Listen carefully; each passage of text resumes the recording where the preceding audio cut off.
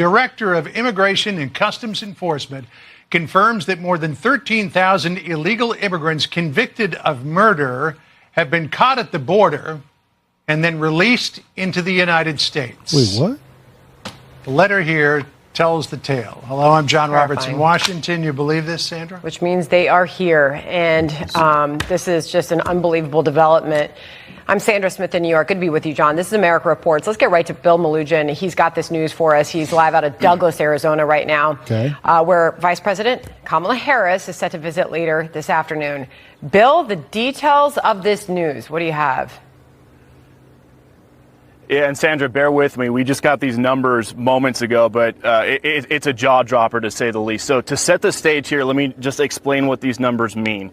ICE has something called a non-detained docket. Essentially what that is it means migrants who were encountered by DHS but are no longer in federal custody. So who's on this non-detained docket? It's illegal immigrants who were caught and released at the border, released with the court date years away. They're in immigration proceedings, combined with illegal immigrants who have already been ordered deported from the country by a judge, but are still here roaming the country. So keep that in mind, this non-detained docket. According to a letter that the acting director of ICE just sent to Texas Congressman Tony Gonzalez, on ICE's non-detained docket, they're currently tracking 425,000 non-citizens who have been convicted of a crime. Of that number, we got to stop this, yo. This is an invasion. This is ridiculous. This is ridiculous. Man, y'all hear these damn numbers? Over 13,000 non-citizens have convictions for homicide and are on the non-detained docket, meaning they're roaming the country right now. On top of that, there are another 50. Y'all better be packing. Yeah, it's about time to be packing now. Huh? Yeah. 15,811 non-citizens convicted of sexual assault who are roaming the country right now on ICE's non-detained docket. It doesn't stop there. Those are convictions. The ICE director also says there are currently just under 1,900 non-citizens on the non-detained docket who have pending homicide charges who are roaming the country. And another 4,250 non-citizens who have pending sexual assault charges who are roaming the country on the non-detained docket. So people's eyes might be glazing over right now with all the numbers we just threw at you. Just to put it in a nutshell right here, what we've learned from the acting ICE director via this letter to Congressman Tony Gonzalez is right now there are over 13,000 illegal aliens convicted of homicide who are roaming the United States right now. There are another 15,811 illegal aliens roaming the country right now who have been convicted of sexual assault. And there are even more who are facing charges for homicide and charges for sexual assault. So this just goes to show, guys, the non-detained docket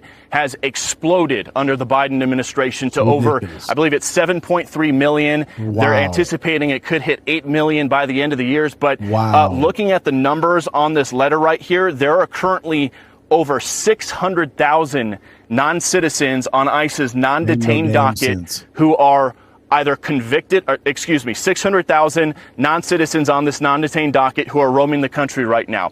Of that, 425,000 have already been convicted of crimes.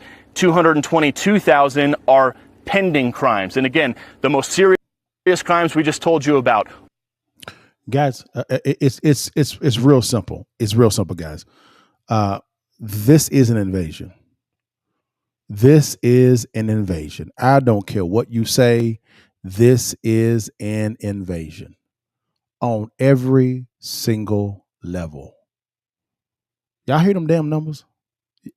Parents, you better be packing. Single women, men, right?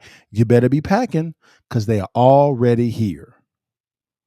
This don't make no damn sense. If anyone says that this is not an invasion, during this administration, you might have COVID. Something might be wrong with your mind. Y'all hear them damn numbers? This make no damn sense what's going on. Wow. This is, man, y'all, I'm trying to tell y'all, man, if you believe that this was not intentional, check your pulse. You are sick. You are delusional. You're out of your mind. There's no way that the numbers get up this high when it comes to illegal immigration, illegal immigrants crossing over. And this is a executive branch function. Border security is an executive branch function. We're not talking about illegal immigration. That's a congressional function. This is strictly border security, and this is a executive branch function. This was intentional. And if you think something different than that, you are sick. Get help. You need it. Okay, so you did fixes and flips first, or were they? Now it sounds like you're more buy and hold. Okay, so you're wholesaling first. Okay, because I was broke. I had no credit. I had no money, so I had to get some money coming in. So I learned how to do wholesale. And you were doing wholesaling at the good time too. 2000. When it wasn't so saturated. There was. I kind of saw the debacle coming. Okay, it didn't make any sense. I was like, wait a minute, how can you lend out to retail buyers 99.7%? Yeah, just a little bit of a down tick. It's insolvent. And you got to remember, in some states, because I lived in Florida at the time, you could have loan to value above 100% of your property. Right. The first property that I bought, it was 110%. We left the bank with like $30,000. Yes. Yeah. Yes. It was amazing to me. I was like, why am I not doing this all the time? But then clearly 08, 09 let me know why people shouldn't have been doing that all the time. 08, 09, that's why I made that lion's share of my money. Wow. Okay. Actually running from the cows, I was running to it. Of course. Because I saw it was coming. Okay. A lot of my business colleagues back then were buying flippers. Yeah. I didn't think it was wise for me to share 50% of my profit with Uncle Sam. He didn't do no work. Okay. So why would I give him free money? Of course. Okay, how can I make sure I'm still legal, but keep the lion's share of the cash flow? Of course. So I began studying the tax code with my accountants and CPAs, and I said, okay, I'm going to buy a whole lot of properties. Now watch this. I actually buy a lot of properties. I take home money when I actually acquire it. Every single time. Okay, you need to break that down just a little bit.